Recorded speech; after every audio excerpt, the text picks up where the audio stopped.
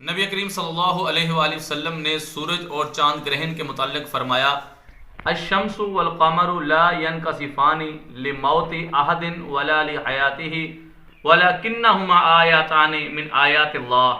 فاذا رأیتموہما فصلوا۔ فرمایا سورج اور چاند کو کسی کی موت کی وجہ سے گرہن نہیں لگتا،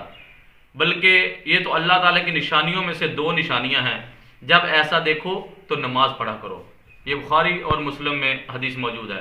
اور نماز کیسے پڑھنی ہے؟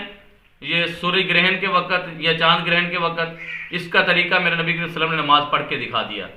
سیدنا عبداللہ بن عباس رضی اللہ تعالیٰ عنہ فرماتے ہیں کہ نبی کریم صلی اللہ علیہ وسلم کے وقت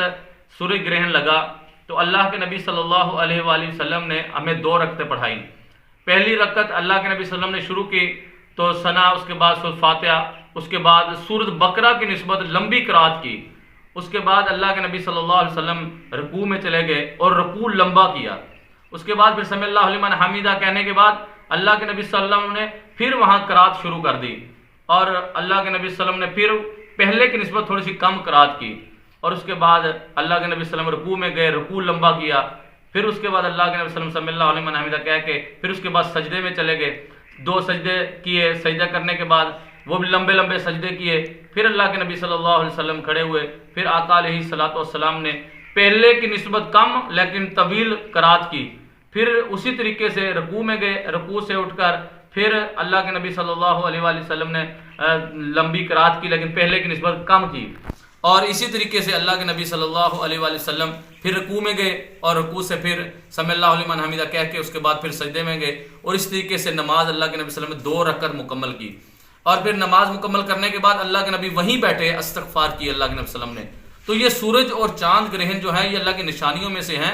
اللہ یہاں پر اپنی قدرت دکھاتا ہے کہ اگر میں سورج کو بے نور کر سکتا ہوں، اگر میں چاند کو بے نور کر سکتا ہوں، تو یہ دنیا کائنات کی ہر چیز جو ہے یہ میری محتاج ہے، کوئی میرے آگے طاقت نہیں رکھتا۔ اور ہمیں چاہیے کہ ایسے موقع پر جب بھی سورج گرہن یا چاند گرہن لگے تو ہم اپنے اللہ کے حضور گڑ گڑائیں، روئیں، اللہ کے حضور نماز کسوف لمبی ادا کریں اور توبہ استغفار کثرت کے ساتھ کریں۔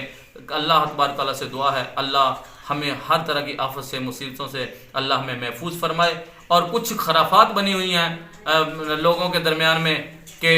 حاملہ عورت یا حاملہ جانور ہے اس کو وہ بیٹھنے نہیں دیا جاتا، یہ ساری خرافات ہیں۔ ہاں جو کرنے والا کام ہے میرے نبی کریم صلی اللہ علیہ وسلم کا بخاری اور مسلم سے جو ثبوت ملتے ہیں وہ ہے نماز کسوف ادا کرنا اور کثرت سے استغفار کرنا۔ اللہ سے دعا اللہ ہم سب کو عمل کرنے کی توفیق عطا فرمائے۔ وما علینا الا البلاغ المبین۔